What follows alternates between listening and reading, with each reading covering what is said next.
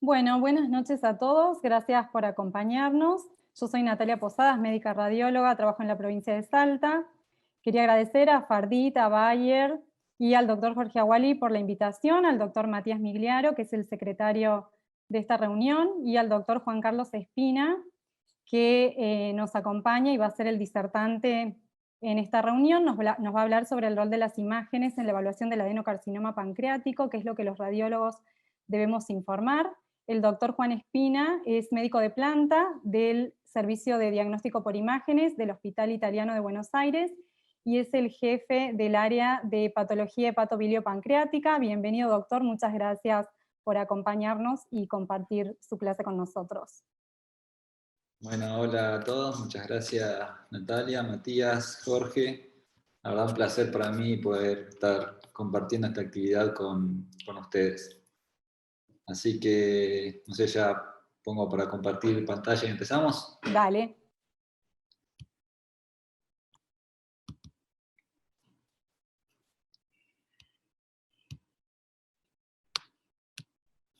Bueno, como dijo Nati, la idea es hablar los próximos minutos de cuál es el rol que nosotros tenemos como radiólogos al informar a un paciente en el que se sospecha un adenocarcinoma de páncreas y cómo tenemos que hacer todo este proceso.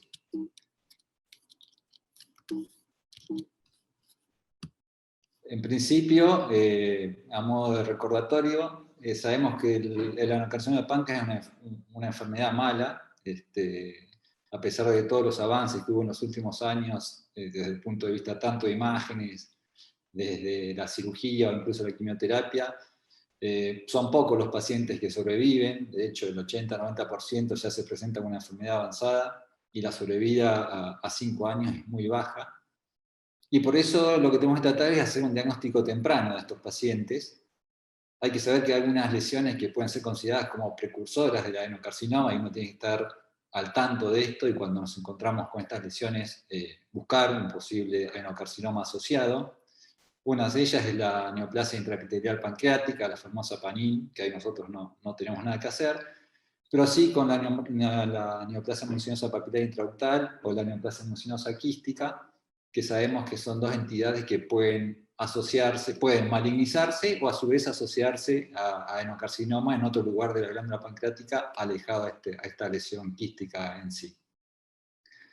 Y como dije recién, si bien es necesario hacer un diagnóstico temprano, no está recomendado hacer screening de cáncer de páncreas en la población general, y el screening solo se queda limitado a algunos pacientes que tengan predisposición hereditaria, eso, o algunos factores de riesgo tóxicos o metabólicos que los lleven a desarrollar el tumor.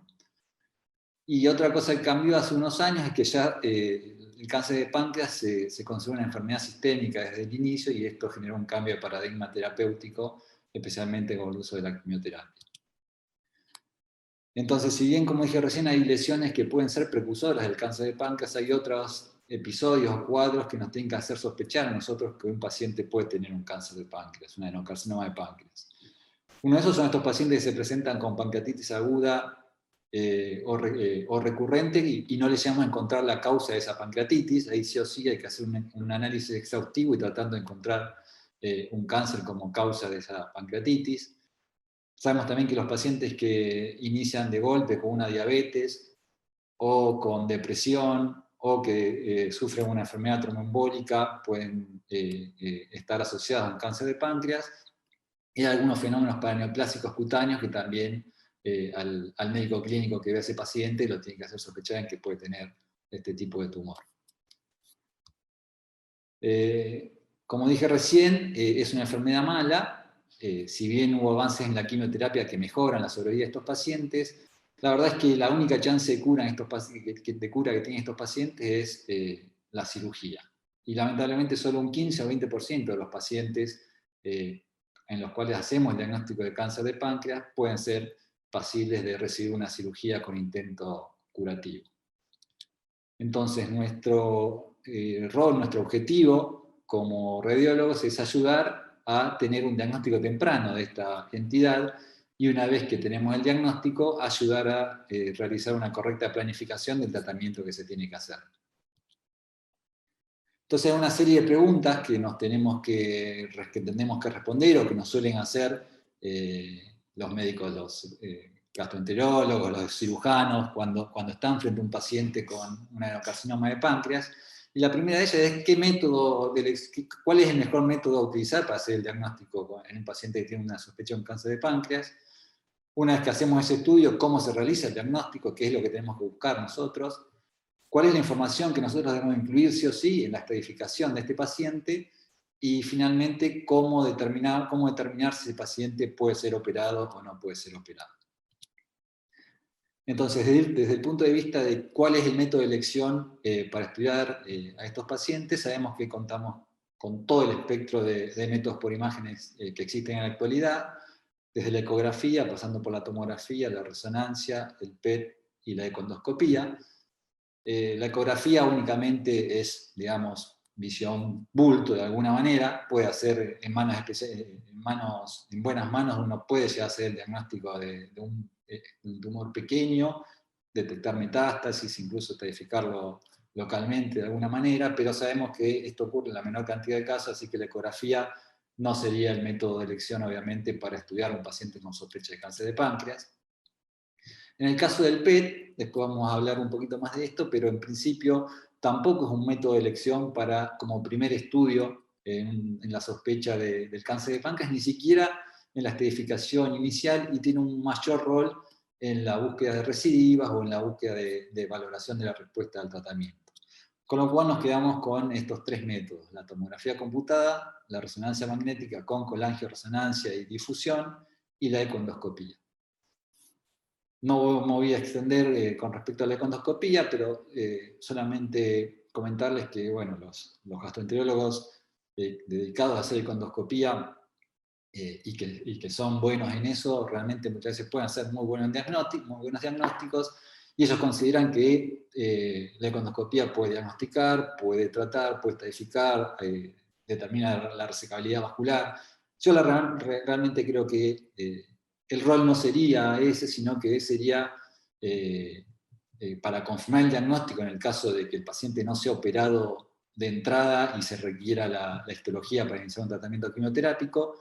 O muchas veces pasa que el paciente está con mucho dolor y en el mismo momento del diagnóstico aprovechan a hacerle el bloqueo del plexo solar con alcoholización para disminuir el dolor, colocación de stents y de alguna manera paliar los síntomas que tiene hasta que pueda llegar a la cirugía. Entonces, nos vamos a limitar a hablar de tomografía y resonancia magnética. Entonces, la segunda pregunta era ¿cómo hacemos el diagnóstico de un adenocarcinoma de páncreas? Obviamente lo que tenemos que encontrar es un nódulo en el páncreas, y ese nódulo en tomografía lo vamos a ver con menor densidad que el parénquima circundante, y en resonancia magnética vamos a verlo especialmente en secuencias T1 como una lesión hipointensa en relación al resto del parénquima. Pero no siempre vemos un nódulo, muchas veces lo que vemos son signos indirectos, un cambio en la textura del parénquima glandular, lo que yo suelo decir una pérdida del patrón acinal habitual, asociado muchas veces a cambios de calibre del conducto pancreático, dilatación del colédoco, deformación de los contornos glandulares, y esos son todos signos indirectos que tenemos que buscar y vamos a ir viendo para hacer el diagnóstico de adenocarcinoma. Ya hace muchos años se sabe que la sensibilidad de la tomografía para detectar el tumor de un adenocarcinoma de páncreas es alta, ronda un 89 a 97%, y baja un poco cuando los tumores son menores de 15 milímetros. Y hay que tener en cuenta que hay un 10% de adenocarcinomas que se presentan con una forma de agrandamiento difuso de toda la glándula sin llegar a identificar una lesión focal, y estos realmente muchas veces son los más difíciles de identificar y de diagnosticar. A veces uno también se puede plantear el diagnóstico diferencial en estos casos con un linfoma o incluso una pancreatitis autoinmune de compromiso difuso. Hay distintos elementos que tomamos para hacer la diferenciación. Entonces, cuando estamos con un paciente como este, en esta situación, el diagnóstico es sencillo. Nos encontramos con un nódulo hipodenso de contornos mal definidos en la cabeza pancreática, que genera dilatación retrógrada del conducto pancreático principal en el cuerpo y la cola, con atrofia del parénquima asociado, dilatación de la vía biliar, dilatación de la vesícula. Acá no hay dudas, el diagnóstico es sencillo. y no hay mucho más que hacer desde el punto de vista del diagnóstico. Pero para hacer un correcto diagnóstico, el estudio tiene que ser correctamente hecho, y sabemos que la mejor fase para estudiar el páncreas es la fase pancreática, que es la que se adquiere a los 40 segundos, y es el momento en el que mayor diferencia hay entre el tejido pancreático normal, que realza mucho, y el tejido tumoral, que no realza. Si nosotros estudiamos al paciente en una fase portal o en cortes incluso un poco más tardíos, puede pasar que el nódulo pase desapercibido, y lo vemos acá en esta imagen, en donde uno puede decir, bueno, acá tiene una deformación, pero no queda muy claro. Si ahora vamos a ver la fase pancreática correctamente, vemos como el nódulo claramente se delimita y se separa del resto del parénquima, que está realzando más. Sabemos ¿y por qué ocurre esto? Porque el adenocarcinoma es un tumor que tiene tejido fibroso, entonces como todo tejido fibroso va realzando más en la medida que va pasando el tiempo. Entonces, este realce tardío, que si nosotros adquirimos solamente esta fase nos va a dificultar el diagnóstico, si hacemos el estudio completo y dinámico, muchas veces por el contrario nos va a ayudar a hacer el diagnóstico cuando tenemos dudas si la lesión puede o no puede ser un adenocarcinoma. Entonces recordar que el adenocarcinoma, si uno hace una curva de perfusión, tiene un realce lento y progresivo, ¿no? Es una curva ascendente. En ocasiones no vemos el nódulo, como dije antes, pero vemos los signos indirectos. En este caso, un ejemplo grosero, tal vez, con una marcada atrofia del cuerpo y la cola del páncreas, dilatación del conducto pancreático principal, hasta que llega una zona en donde hay un cambio de calibre, pero sin identificar una imagen focal. Estos son los famosos adenocarcinomas isodensos al parénquima. Por suerte, estos adenocarcinomas isodensos suelen asociarse a dilatación del conducto pancreático en forma retrógrada, como dije antes, y atrofia parenquimatosa. Pasando a la resonancia magnética, sabemos que en resonancia magnética contamos con muchas más secuencias para estudiar las distintas patologías, y cada secuencia tiene una función en especial. Pero si estamos hablando de adenocarcinoma de páncreas, y yo les pregunto a ustedes cuál es la mejor secuencia, o cuál es la secuencia que primero van a elegir para ver si el paciente tiene un tumor de páncreas, la respuesta debería ser, vamos a ver primero el T1 con supresión grasa. Sabemos que el T1 con supresión grasa, en el T1 con supresión grasa, el páncreas lo tenemos que ver bien blanco y homogéneo en toda la glándula. Y lo vemos blanco porque es una glándula que secreta mucho proteinglicano, que se traduce en elevada señal en las secuencias T1. Entonces, si el páncreas no es blanco, es patológico y debemos ver por qué es. En este caso podemos ver que el cuerpo y la cola del páncreas no son blancos. Fíjense que el vaso es más blanco, los músculos paraespinales son casi iguales, y además está poco representado, está medio atrofiado. Entonces tenemos un páncreas disminuido de volumen con menor señal. En esta zona, más hacia abajo, más cerca del uncinado, el páncreas recupera la señal habitual, es más blanquito, y en el medio de estas dos zonas estamos con esta lesión que tiene la famosa pérdida del patrón acinar normal. Esto es un patrón acinar normal, esto no lo es. Y acá tenemos un nódulo que tiene una señal intermedia entre el páncreas normal y el páncreas con menor señal en el cuerpo y la cola por cambios atróficos. Entonces, una vez que identificamos la lesión en la secuencia T1, podemos pasar a las secuencias T2, en donde nos vamos a poder ver mucho mejor las estructuras canaliculares. Fíjense cómo acá vemos toda la dilatación del conducto pancreático principal en el cuerpo y la cola, y si además tenemos, obviamente, secuencias de colangioresonancia, vemos el signo típico del doble caño de escopeta con la dilatación del colédoco y la dilatación del bursum y la ausencia de señal en la cabeza, en lo que representa el típico hallazgo en un adenocarcinoma de páncreas. Si tenemos dudas, también contamos con las secuencias de difusión en las que podemos identificar cierto grado de restricción del tumor, aunque sabemos que el adenocarcinoma de páncreas no es de los tumores que más restringen, así que uno no tendría que basarse en el valor de ADC como para hacer el diagnóstico de adenocarcinoma, sino como un hallazgo adicional y a su vez para diferenciar de otras entidades, por ejemplo la pancreatitis autoinmune focal, que suele afectar a la cabeza de páncreas, y que sabemos que es una lesión que restringe mucho en difusión, y es lo que nos va a permitir hacer el diagnóstico diferencial entre adenocarcinoma de páncreas y pancreatitis autoinmune. Vamos a casos un poco más sutiles. Acá tenemos un paciente estudiado por dolor abdominal, en donde vemos un páncreas relativamente homogéneo en el tamaño, sin demasiada atrofia, pero si uno presta un poco de atención, vemos que el conducto pancreático aquí está mínimamente dilatado. Lo que hay que hacer en estos casos es ver qué es lo que pasaba antes. Primero, asegurarnos que no haya una obstrucción, por ejemplo, una calcificación, una litiasis intracanalicular que esté provocando esa dilatación. Este paciente tenía una tomografía previa hecha meses antes, esto era de mayo, y 6 meses antes, 7 meses antes, donde se veía el páncreas normal. Así que esto es un signo que a nosotros nos tiene que hacer prender todas las alarmas y decir, guarda, porque acá puede haber algo que nosotros no lo estamos viendo. En estos casos, la indicación correcta es pedir una resonancia magnética con difusión y con la angioresonancia para ver si podemos identificar la causa de esa obstrucción. Es lo que se hizo en este paciente, pero lamentablemente el paciente se perdió, no sé qué pasó en el medio, y nos volvió a nosotros tiempo después con este hallazgo. Fíjense que vino unos 8 meses después de esta tomografía y miren lo que pasó. Un tumor que en este caso hubiera sido resecable y potencialmente curable, se convirtió en un tumor muy avanzado, con gran compromiso locorregional vascular del tronco celíaco y de la arteria mesentérica superior. Es un tumor irresecable y perdió la posibilidad de cura. Entonces, recuerden, cuando uno ve una mínima dilatación del conducto pancreático principal, fundamental prender las alarmas, buscar adenocarcinomas y extremar todos los recaudos para que el paciente no se pierda, se siga estudiando, hablar con el médico que derivó al paciente para comentarle que es un hallazgo de importancia, por más que parezca una mínima dilatación como vimos en este caso. Estos son los que dije antes, los famosos adenocarcinomas isodensos, que representan un 11 a 14% de todos los adenocarcinomas, pero por suerte casi el 76% de estos adenocarcinomas se asocian a dilatación del conducto pancreático y en algunos casos también a atrofia parenquimatosa.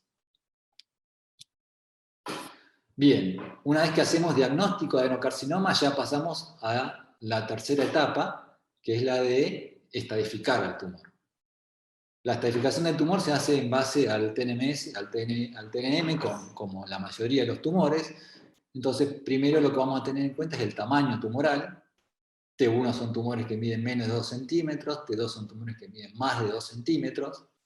Los T3 son tumores que sobrepasan el límite del páncreas, independientemente del tamaño, pero sin invasión de la arteria mesentérica superior o del tronco celíaco. Y los T4 son tumores que ya invaden el tronco celíaco o la arteria mesentérica superior. Una salvedad hay que hacer con los tumores que invaden la vena mesentérica superior, que como son potencialmente resecables, como vamos a ver después, estos tumores son considerados T3. Y después agregar el compromiso gangliona regional y la metástasis en la distancia.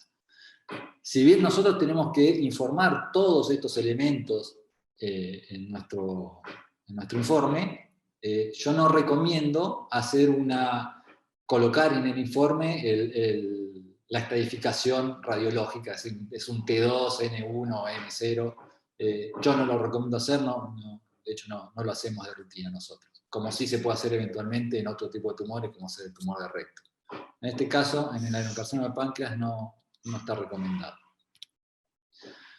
¿Y cuál es el objetivo de que nosotros describamos todo esto? Es obviamente ayudar al médico tratante a definir cuál es el tratamiento que va a hacer con ese paciente, estableciendo un pronóstico, y finalmente determinar si ese paciente puede operarse o no puede operarse. Y así nos vamos a encontrar en 3 escenarios posibles: que el paciente sea declarado irresecable, ya sea porque tiene una enfermedad sistémica o porque la resección radical local para obtener un R0, es decir, que no haya enfermedad microscópica en el momento de la cirugía, es imposible, que sean completamente resecables, o aquellos pacientes denominados borderline, en donde la resecabilidad va a ser dudosa. Entonces, una vez que nosotros ya definimos que estamos en un tumor, lo que yo recomiendo es ir de lo peor a lo mejor, digamos. Entonces, lo primero que vamos a buscar es determinar si ese tumor es irresecable, buscando carcinomatosis peritoneal, metástasis hepáticas y el compromiso vascular. Hay que recordar que determinar claramente el compromiso vascular es muy importante, porque si el cirujano no logra hacer una resección R0 y por otro lado lo deja con tumor microscópico en el margen quirúrgico, es lo mismo que si no se hubiera operado. Y peor por la morbilidad que tiene después de la cirugía. Entonces, como dije recién, yo recomiendo ir de lo peor, de lo más grave a lo menos grave para agilizar, digamos, el informe final. Entonces, lo primero que buscamos es la presencia de carcinomatosis peritoneal, que todos sabemos que la encontramos como por la presencia de ascitis o nódulos dispersos en el peritoneo. En este caso, si uno tiene que elegir tomografía versus resonancia, si bien hay muchos trabajos que dicen que la resonancia es muy buena para la detección de implantes peritoneales, especialmente con técnicas de difusión, yo la verdad me siento más seguro y más cómodo buscando la carcinomatosis peritoneal con una tomografía. Y la verdad que los resultados son muy buenos. De hecho, la proporción de pacientes en los que se encuentran implantes peritoneales en la cirugía no detectados por tomografía es relativamente baja, 4 o 15% de estos pacientes. Así que bueno, uno tiene que extremar también la visualización detallada de todo el peritoneo en búsqueda de estos implantes peritoneales. Tenemos que buscar obviamente la presencia de metástasis hepáticas para definir obviamente que este paciente va a ser irresecable. Y acá vamos a hacer un ejercicio de la práctica diaria. Este paciente venía con sospecha de tumor de páncreas con una ecografía en donde se había visto la vía biliar dilatada, sin llegar a encontrar al tumor y con pérdida de peso el paciente. Vemos la vía biliar dilatada, el parénquima hepático relativamente conservado, Wilson dilatado, la lesión en la cabeza pancreática en esta zona cerca las estructuras vasculares respetadas, vesícula distendida, por lo que vamos viendo del peritoneo no tiene nada. Este paciente fue considerado resecable por ausencia de compromiso local, ausencia de implantes peritoneales y ausencia de metástasis hepáticas. También, obviamente, estos pacientes ante la cirugía se estadifican con una tomografía de tórax que fue negativa. Este paciente fue a cirugía y resultó ser irresecable por tener una metástasis en el segmento 8. Fíjense que uno incluso muchas veces pasa que puede ir retrospectivamente a buscar la metástasis esa, a ver si la encontraba. A veces ve imágenes chiquititas y densas, mal definidas, y puede decir, bueno, esto pudo haber sido la metástasis, pero a veces ni retrospectivamente llegamos a encontrarla, como ocurre en este caso. Y lamentablemente las metástasis hepáticas no sospechadas representan casi la mitad de los pacientes que van a cirugía con intento curativo y tienen que suspender la cirugía o hacer una cirugía paliativa porque le encuentran metástasis hepáticas. Y esto ocurre especialmente cuando el estudio realizado para estratificar al paciente ante la cirugía es solamente una tomografía. Entonces, nosotros en el hospital recomendamos ya desde hace varios años, este caso que les mostré recién es un caso antiguo, estudiar estos pacientes que van a ir a cirugía con resonancia magnética, con difusión, para hacer el estudio de la estratificación del parénquima hepático. Y este es un ejemplo que les voy a mostrar reciente, del mes pasado, o el anterior, estamos en junio, en donde vemos un tumor pequeño en la cabeza del páncreas, sin compromiso local, con dilatación del conducto pancreático, algo de dilatación de la vía biliar. Y la verdad es que es difícil decir si en estas imágenes si tenía una metástasis hepática. Se ve esta imagen muy chiquitita acá en el segmento 5, que uno puede interpretar como una vía biliar dilatada, es un quistecito chiquito. Así que como les dije recién, todos estos pacientes antes de ir a operarse hoy en día pasan por resonancia magnética. Esta es la resonancia que se hizo 7 días después, antes de la cirugía, y donde podemos ver que la imagen esta chiquitita inespecífica en la tomografía computada corresponde en realidad a una metástasis que restringe en difusión, se ve el realce periférico y se ve la lesión tumoral, ¿no? Entonces, Obviamente la resonancia tiene mayor sensibilidad que la tomografía para detectar metástasis hepática, esto lo sabemos de otros tumores, especialmente las metástasis de colon de origen colorectal en el hígado, donde también todos los pacientes que se van a operar de metástasis hepática de origen colorectal se tienen que hacer una resonancia magnética con difusión, y si además tenemos la posibilidad de hacer hepatoespecífico, mejor aún, que es el combo ideal para detectar si un paciente tiene metástasis o no tiene metástasis.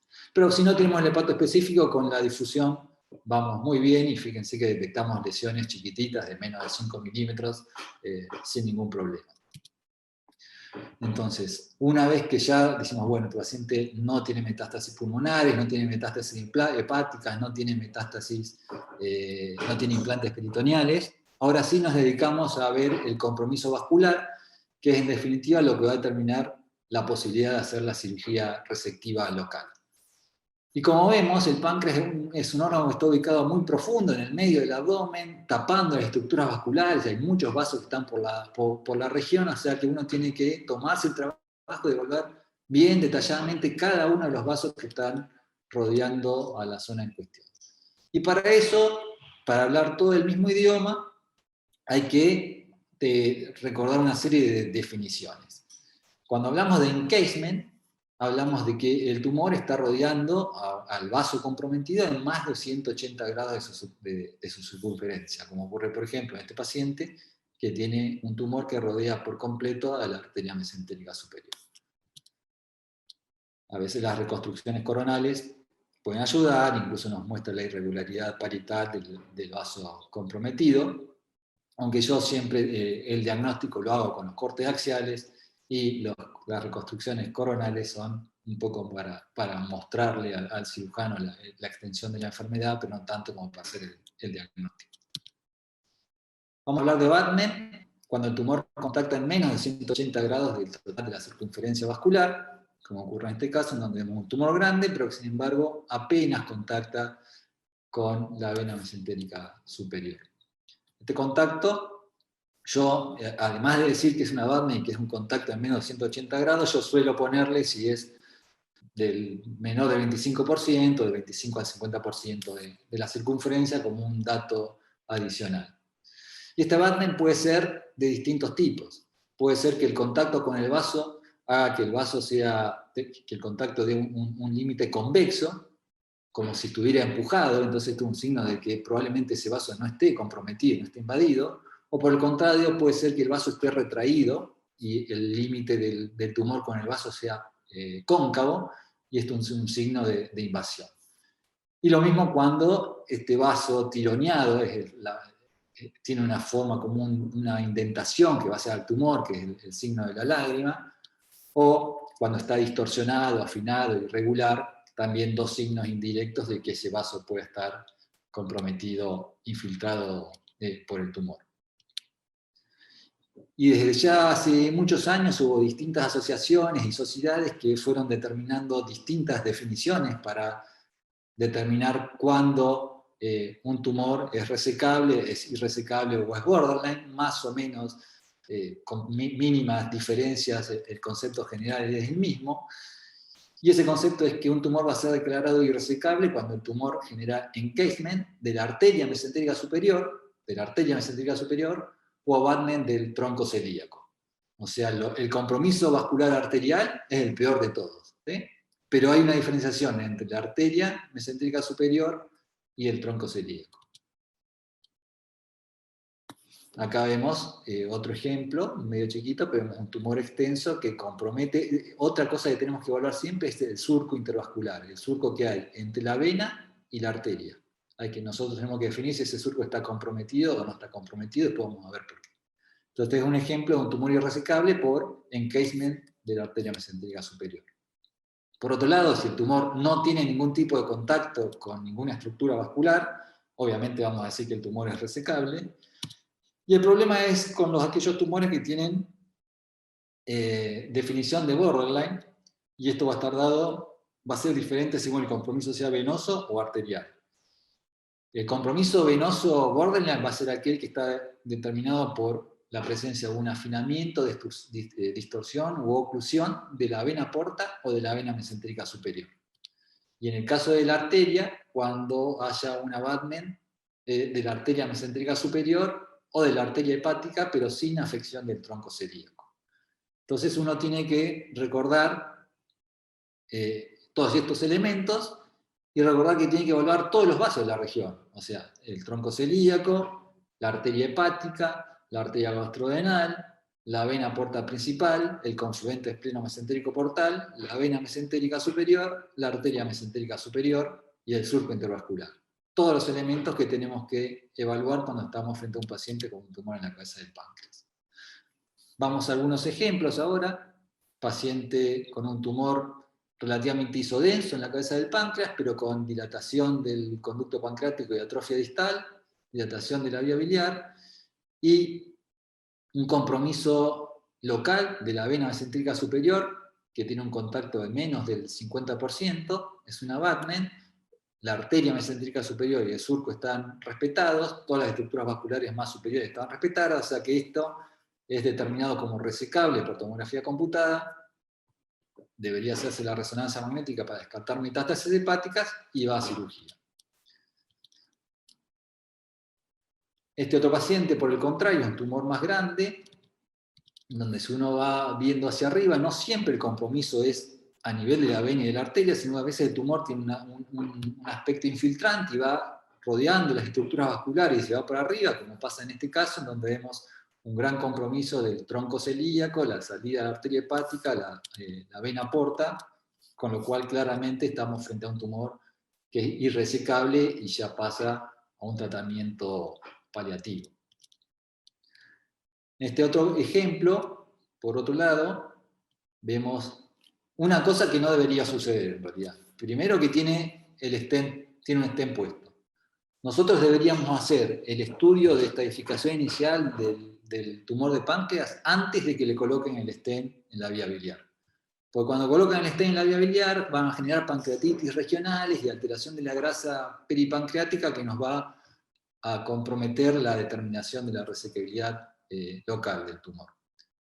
Pero bueno, este paciente tenía ya el stent puesto, lamentablemente.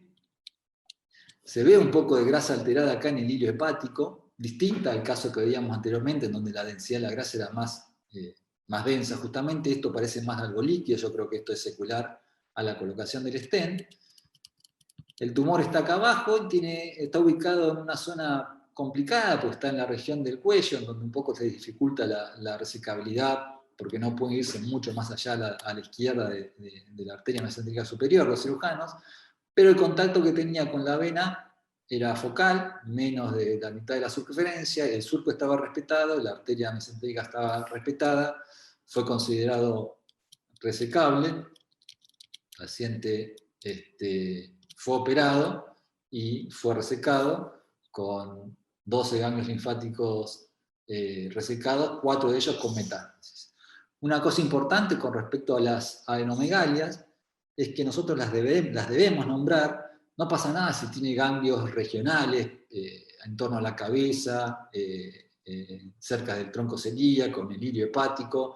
Eso no va a contraindicar la cirugía. Sí va a contraindicar la cirugía y vamos a hablar de enfermedad más a distancia si las adenomegalias que vemos las vemos en el retroperitoneo y por debajo del nivel de los vasos renales. Así que esto también debe ser consignado en el informe. Con respecto al compromiso vascular arterial, dijimos antes que un contacto focal con la arteria mesentérica superior en menos de 180 grados de circunferencia era considerado como una lesión borderline. Pero no es lo mismo tener este compromiso con esta lesión focal que afecta a la arteria mesentérica superior que este otro en donde tiene un gran contacto mucho más extenso con la arteria mesentérica superior. Entonces, por más que esto sea un contacto de menos de 180 grados de la circunferencia, obviamente esto no va a ser resecable.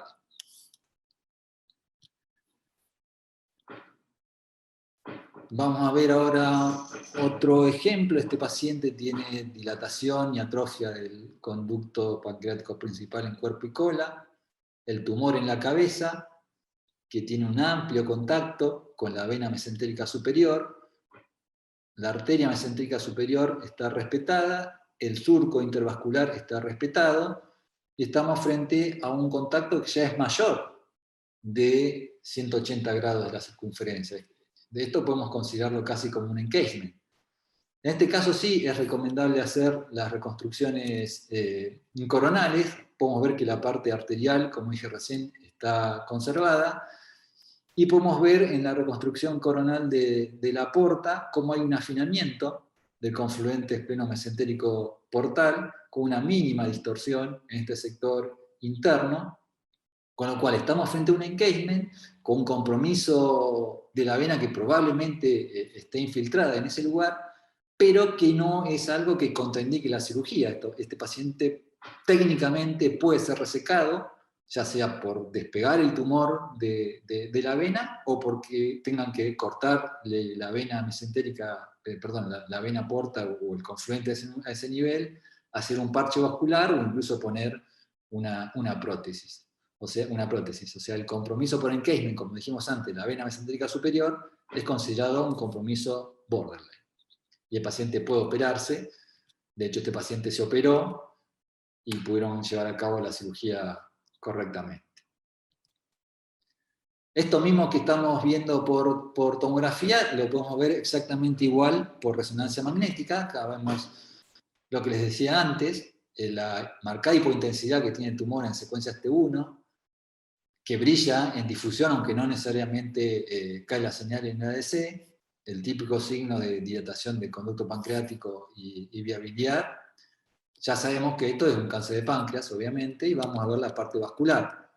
Y si vamos a ver la parte vascular en la resonancia magnética, nos vamos a encontrar con lo mismo. Tenemos un tumor en esta zona que está englobando en más de 180 grados de la circunferencia la vena mesentérica superior. Las reconstrucciones nos permiten ver cómo en este caso, a diferencia del caso anterior, la distorsión es mayor, la vena está irregular, afinada, y la extensión de este afinamiento también es mayor. Esto es importante. Nosotros tenemos que medir cuánto es la extensión del compromiso de la vena mesentérica superior y el confluente hacia distal. Generalmente cuando son mayores de 15 o 20 milímetros ya los convierte en lesiones irresecables porque pasan por debajo del borde inferior de la segunda porción duodenal, que es un elemento que puede tomarse como referencia para hablar de irresecabilidad. O bien porque este es otro paciente distinto, con mayor compromiso vascular, venoso, en donde no solamente está afectado el confluente, sino que la extensión, como dije antes, es mayor a los 15 milímetros y se afecta la desembocadura del tronco de la primera vena yeyunal. Cuando el tronco de la primera vena yeyunal está comprometido por el tumor, eso ya lo convierte en una lesión irresecable, porque dificulta mucho más la cirugía reconstructiva. Deberían hacer acá más de 2 reconstrucciones vasculares venosas y eso aumenta mucho más la morbilidad del paciente postquirúrgica. Así que esto, cuando la extensión longitudinal es mayor de 15 milímetros y está comprometido la desembocadura del tronco de la vena yeyunal, entonces sí, esto es considerado irresecable. Otro ejemplo, acá para que jueguen un poco, otra vez, vía biliar dilatada, vamos viendo el compromiso que tenga la porta, que hasta ahí viene bien, la arteria hepática, el confluente espleno-mesentérico, ahí vemos el tumor que estaba contactando con la vena y con la vena mesentérica superior y con la porta principal. Ahora quiero que hagan el ejercicio de determinar si esto puede ser resecable o no resecable. Y hay una cosa que hasta ahora no dijimos, y que es que no solamente nos tenemos que centrar en el contacto del tumor con los vasos, sino en la anatomía vascular. Tenemos que buscar si hay variantes vasculares. Y acá vemos, esta estructura de acá es la arteria hepática, que tiene un recorrido que sale de la arteria mesentérica superior, se dirige hacia el hígado y en su trayecto es afectado por el tumor, con un encasement de la arteria hepática, ahí lo ven, lo cual hace que este paciente lamentablemente se convierta en un tumor irresecable por compromiso vascular. Entonces, reconocer las variantes vasculares es fundamental, por dos cosas. Puede pasar que haga que un tumor que originalmente era resecable se convierta en irresecable, como en este caso. Este paciente, si hubiera tenido la hepática naciendo de allá arriba, solamente tenía el compromiso de la vena, hubiera sido resecable. O por el contrario, puede ser que un paciente que es irresecable por compromiso, por ejemplo, del tronco celíaco, si tiene la arteria hepática que nace la mesentérica superior y está respetada, uno podría sacrificar el tronco celíaco, resecar el tumor y dejar el hígado irrigado por la arteria hepática que viene de la mesentérica superior. Entonces, el último elemento que tienen que valorar cuando estamos haciendo el análisis de estos pacientes es la presencia de variantes vasculares, la cual es la más importante es esta, ¿no? La arteria hepática que nace de la arteria mesentérica superior. Y esto puede ser que toda la arteria sale de la mesentérica superior o solo la rama derecha. Y lo tenemos que identificar correctamente. Bien, una vez que hicimos todo este análisis en la consola, dijimos, bueno, listo, terminamos, ya está, terminamos el informe, lo dictamos y ya está. No es tan así, porque puede pasar que el que no está muy habituado, no informa esto todos los días, pase por alto alguno de todos estos elementos que uno tiene que informar. Entonces lo que recomiendo yo es tener alguna especie de estructuración para la realización del informe de estos pacientes.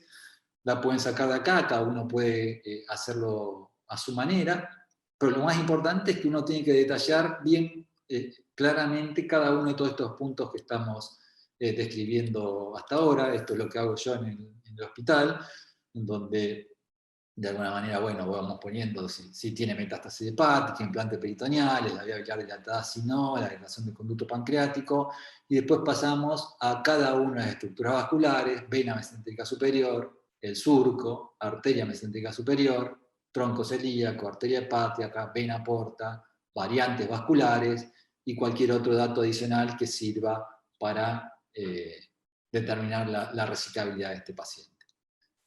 Entonces, vimos todo el proceso que tenemos que hacer para evaluar a un paciente con sospecha de cáncer de páncreas. Lo primero que tenemos que hacer es decir, bueno, sí, realmente este paciente tiene un cáncer de páncreas, lo tenemos que estadificar correctamente.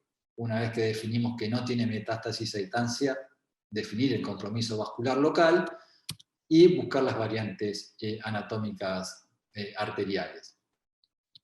Otra cosa importante es que, si bien nosotros tenemos que reconocer y definir que un paciente puede ser borderline, no recomendamos colocar la palabra borderline en la conclusión del informe. O sea, decir que este paciente tiene un tumor de un adenocarcinoma de páncreas con compromiso borderline de la vena mesentérica superior, por ejemplo, porque eso de alguna manera obliga al cirujano o al médico tratante a tomar una conducta que capaz no es la que quiere tomar, por un lado.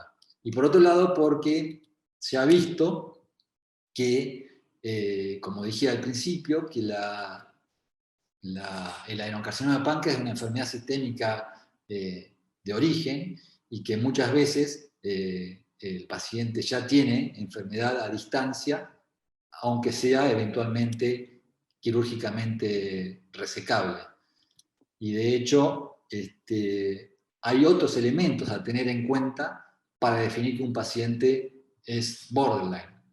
Nosotros vemos la definición anatómica, o sea, cuál es el compromiso o la posibilidad de que exista un margen positivo si va a ser operado desde el punto de vista de la TC o la resonancia magnética. Pero también hay que tener en cuenta que existe una definición biológica. Por ejemplo, puede ser que nosotros veamos un compromiso vascular mínimo, pero tenga un CA19-9 muy elevado. Entonces hay altas chances de que ese paciente tenga enfermedad a distancia. Ese paciente, si nosotros vemos que no tiene metástasis hepática por resonancia magnética, es eventualmente resecable, pero tiene un CA19-9 muy elevado, esta situación sería ideal para completar el estudio con un PET, por ejemplo. Y después está el otro elemento a tomar en cuenta cuando uno hace la clasificación o la definición del paciente como borderline, es cómo está clínicamente el paciente, y eso nosotros no tenemos manera de saberlo. salvo que estemos ahí viendo al paciente cuando se hace el estudio, y tiene que ver con el performance status del paciente. Entonces, como ven, cuando el cirujano recibe al paciente, no solamente se basa por los criterios morfológicos de la tomografía computada, sino también por marcadores y por el estado clínico del paciente para definir si el paciente es borderline. Entonces, cuidado con describir borderline en el informe radiológico, porque uno puede mandarse macanas y, digamos, incentivar a que un paciente, por ejemplo, diga, pero si esto me puedo operar, yo estuve leyendo y es borderline, y borderline se puede operar, hay que ver el contexto más grande en el que está puesto el paciente. Otro ejemplo, paciente con un tumor pequeño, no tan pequeño, pero que en principio ubicado muy caudal. Fíjense que la vía biliar no está dilatada, el páncreas no está atrofiado, el Wilson casi no está dilatado, y vemos la lesión que está ubicada bien abajo en el uncinado. Esto se ve tal vez más fácil en el plano coronal. Fíjense dónde está la lesión. Está bien abajo y posterior, hacia el margen posterior, que es otro de los elementos que tenemos que valorar cuando estamos informando el tumor de páncreas, el compromiso del margen posterior. Este paciente desde el punto de vista vascular estaba todo ok, no había nada que contraindique la cirugía, fue operado, se hizo la DPC, 6 ganglios linfáticos, uno solo metastásico, pero el margen uncinado fue menor a 1 milímetro. Esto no significa del todo que haya sido un R0, pero tenía tumor cerca del margen. Fíjense la fecha, esto había sido operado, la tomografía el 28 del 2, se operó ahí rápido. 5 meses después vuelve con metástasis hepáticas que no habían sido visibles en la estratificación inicial y con una recidiva local. Entonces hay que tener muy en cuenta, como dije recién, el surco intervascular y el margen posterior. Este paciente probablemente originalmente tenía comprometido el margen posterior. Nosotros tenemos que valorar el surco intervascular y el margen que está atrás del uncinado hacia la vena renal y la vena cava. Todo este sector es lo que va a determinar el pronóstico del paciente si es que si esta grasa de este lugar está comprometida, porque a partir de ahí está ubicado todo el plexo nervioso retropancreático y es el lugar a partir del cual se da toda la diseminación y la recurrencia local y la extensión perivascular o neurovascular hacia el resto del organismo. Entonces es muy importante que nosotros evaluemos correctamente este sector. Y este es otro elemento más por el cual hay que tener en cuenta que no todos los pacientes borderline tienen que ser operados de entrada, y de hecho ya en los últimos años ha habido muchos trabajos llevados a cabo por los oncólogos que, basándose en este concepto de que es una enfermedad sistémica de origen, o sea, de inicio, y que además hay pacientes que recidivan a pesar de haber tenido una buena resección local sin compromiso macroscópico de entrada, hicieron distintos trials tratando de ver qué pacientes se beneficiaban si hacían quimioterapia neoadyuvante, o sea, antes de la cirugía.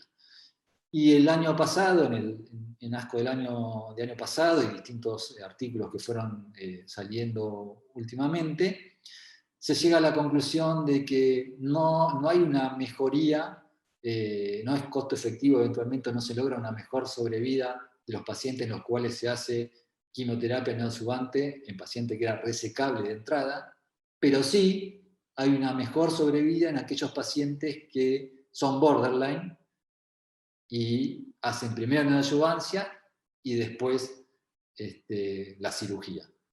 Entonces esos pacientes se benefician de la quimioterapia. Por lo tanto, cuando uno está frente a un paciente borderline, el tratamiento a efectuar en ese paciente tiene que ser una decisión multidisciplinaria en la que colaboran todos los médicos que conforman el tratamiento de este paciente. Nosotros en el hospital tenemos una unidad de patología hepatobiliopancreática en donde todos los martes nos juntamos a ver los casos y la definición del tratamiento a hacer, ya sea quirúrgico o quimioterapia previa, se hace en forma conjunta, digamos.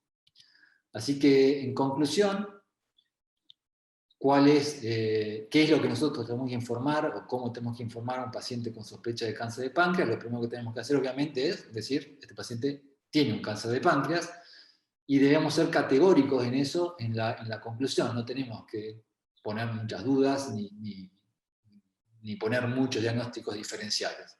Si es un tumor y nosotros lo podemos definir con precisión. Si no es así, bueno, ahí, como dije antes, recurrir a solicitar el estudio complementario de condoscopía con biopsia para confirmar el diagnóstico. Una vez que tenemos el diagnóstico, pasar a la estratificación a distancia, de descartar la irresecabilidad por medio de implantes peritoneales o metástasis, y definir el compromiso vascular local de cada vaso, como dije antes. Hay que evaluar bien cada uno de los vasos que nombramos anteriormente. Como dije recién, el tratamiento de los pacientes borderline es multidisciplinario, la decisión a efectuar en ese paciente, y recordar que sí o sí tienen que evaluar también todas las variantes anatómicas vasculares y consignarlas en el informe para lograr tener un mapa completo del paciente a la hora de tomar la conducta final para terapéutica.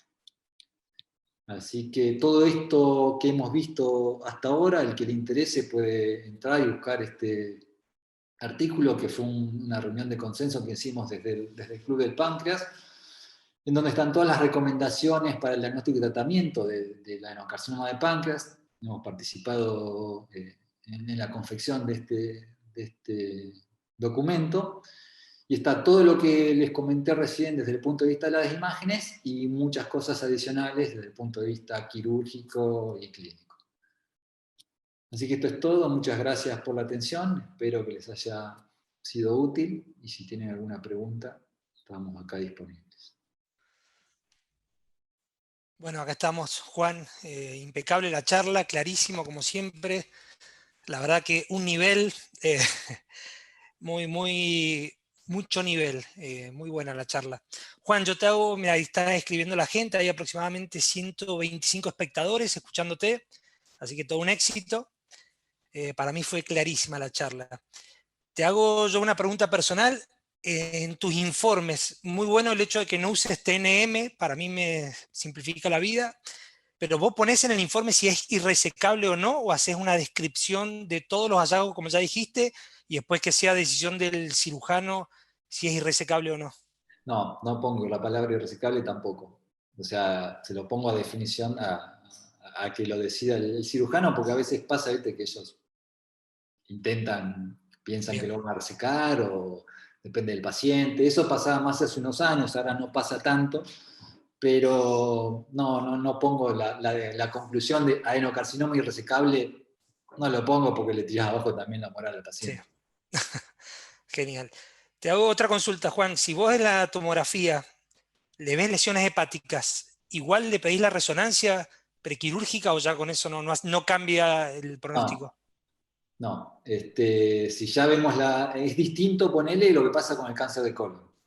Bien. Un cáncer de colon que tiene metástasis hepáticas que vemos por tomografía y lo van a operar, como la idea de eso es resecar todas las metástasis que ven, sí, ahí le pido la resonancia, porque tenemos que decir, tiene 15 metástasis y ellos van a sacar 15 metástasis. El caso de adenocarcinoma de páncreas, no. Si ya tiene una metástasis, ya es enfermedad a distancia y no se va a beneficiar de la cirugía.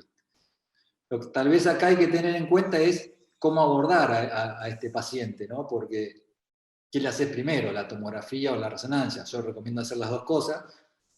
Lo que hacemos en el hospital en realidad depende de por dónde entra. O sea, si entra por los cirujanos, generalmente muchas veces pedimos primero la resonancia. Si en la resonancia nos queda duda, ahí vemos bien el hígado, pero puede pasar que nos quede duda desde lo vascular, pues la tomografía tiene mayor resolución espacial para lo vascular.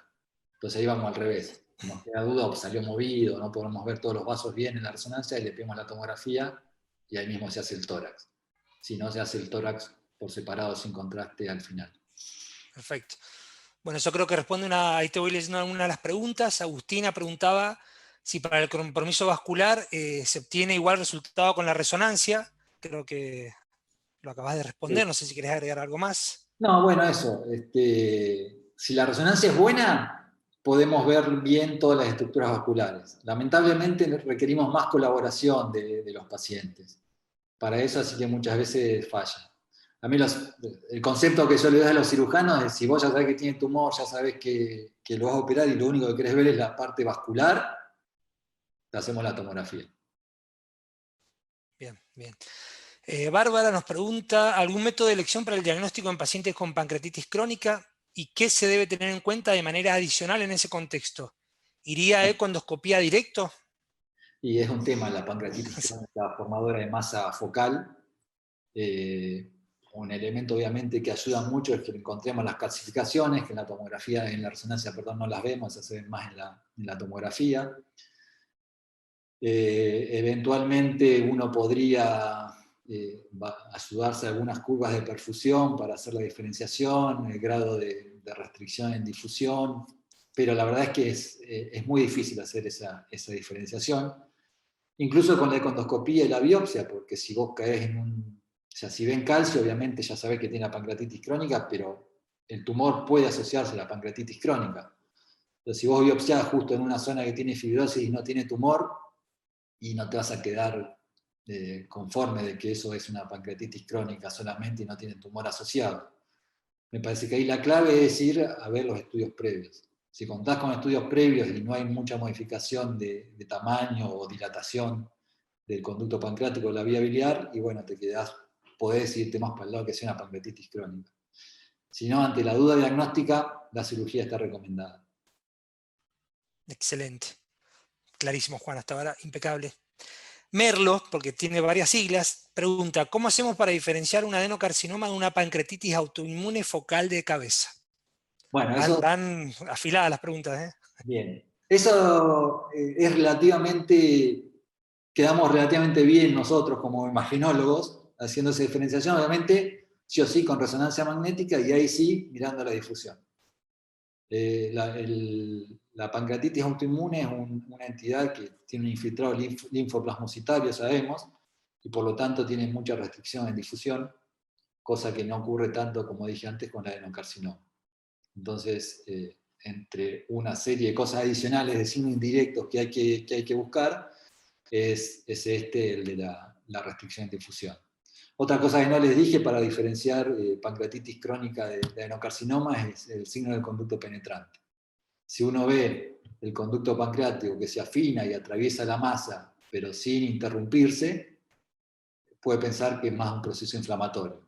Si se amputa o está irregular, nos vamos más al lado de que sea un tumor. Bien. Y lo bueno de la difusión es que los cirujanos no la entienden, entonces tienen que confiar en nosotros sí o sí.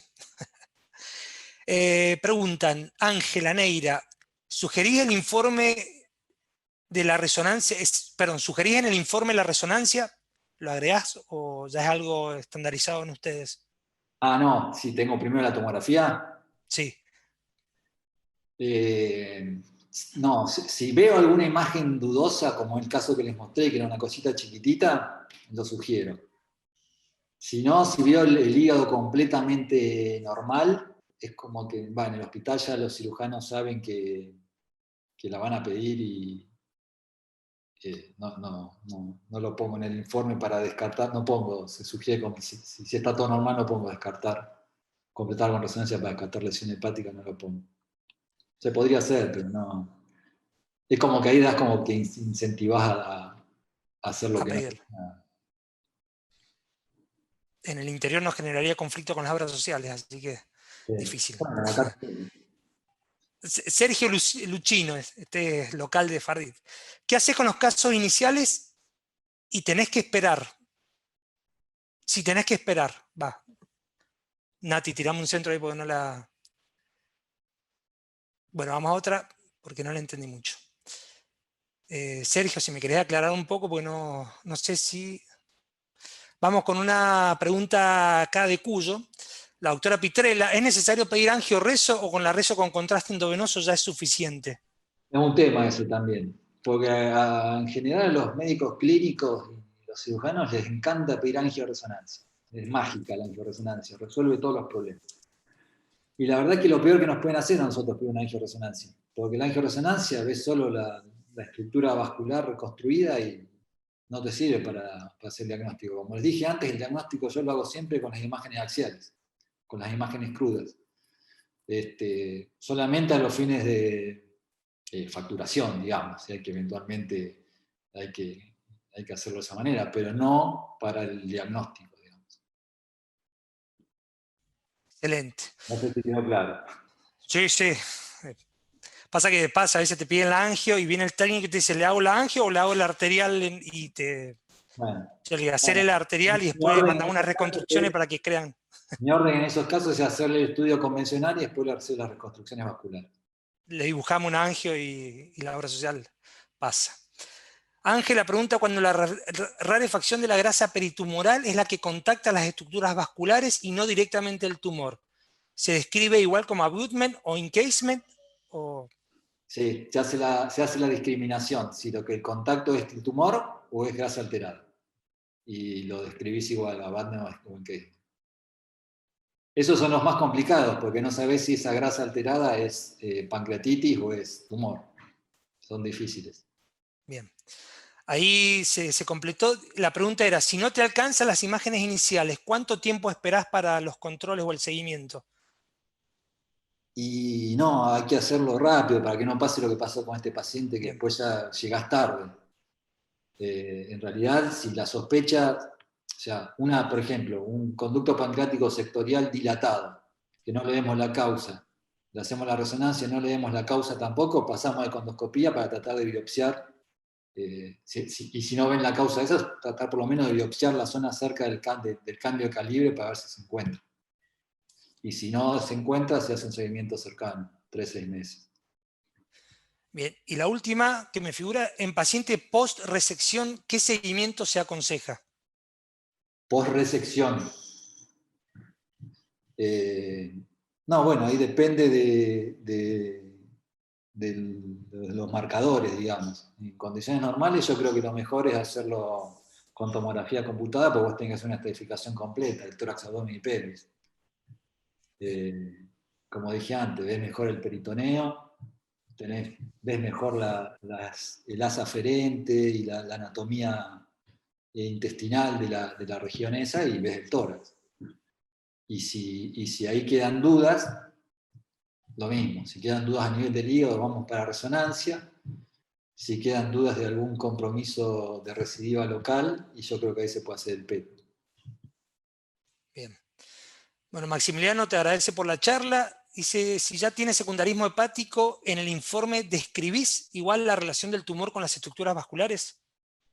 Se puede, sí, lo describo, pero no me, digamos, entre comillas, no me gasto tanto en hacer toda la descripción en el informe, porque yo hago el informe por un lado y después la tablita esa que les mostré al final. Entonces, eso queda puesto en la tablita al final y capaz que pongo con compromiso vascular, loco regional. La tablita a la cual ya le hicimos print de pantalla, te aviso. Ahora se diseminó por toda Sudamérica. ¿Qué método elegís? ¿Tomo o rezo para evaluar resecabilidad post-neoadjuvancia en borderline vascular? Eso es un tema de otra clase. Bien. Eh, Que Gustavo pida una nueva clase de...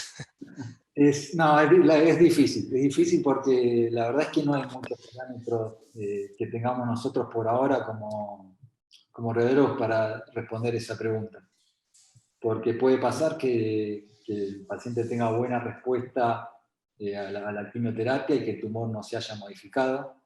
Nuestra principal función ahí es descartar que haya progresado.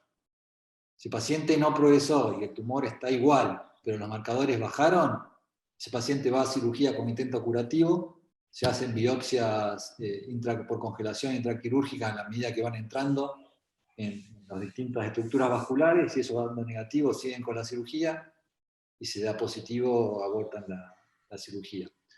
Ahí sí, eventualmente puede llegar a ser útil el PET también, si uno tiene un PET. Cuando uno va a hacer la quimioterapia, eso todavía no está estandarizado, pero eventualmente sería bueno hacer un PET prequimioterapia para valorar el grado de CV del tumor y valorarlo después post tratamiento quimioterápico, a ver si, además de si no hubo cambio de tamaño, sí hay disminución del SUV y hay que interpretarlo como buena respuesta.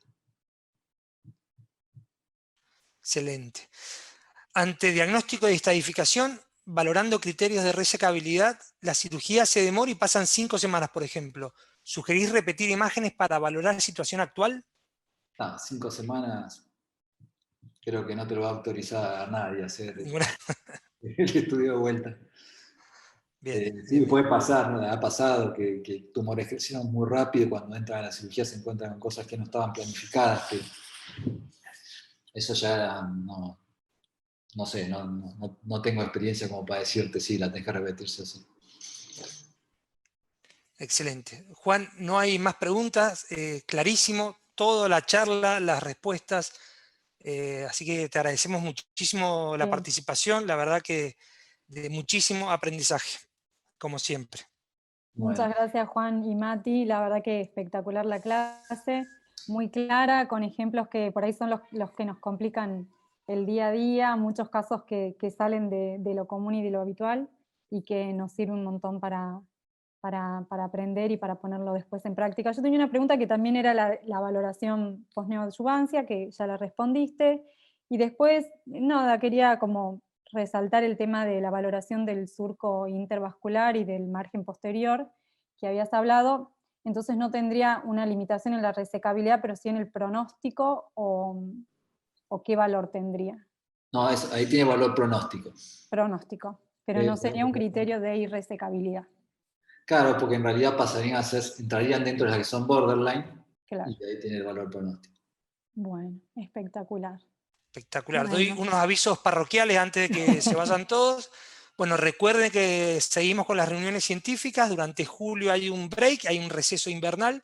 Y el tercer jueves de agosto volvemos con todo. El 20 de agosto, 21 horas, charla de pediatría, dilatación del tracto urinario, actualización de la nomenclatura, hablemos de idioma. Así que los esperamos acá en las reuniones científicas virtuales de Fardit. Juan, muchísimas gracias. Nati, muchas gracias. Muchas Jorge, gracias a todos, un Fardit y placer. a todos los que se pudieron sumar. Gracias, buenas noches, gracias por el tiempo de todos.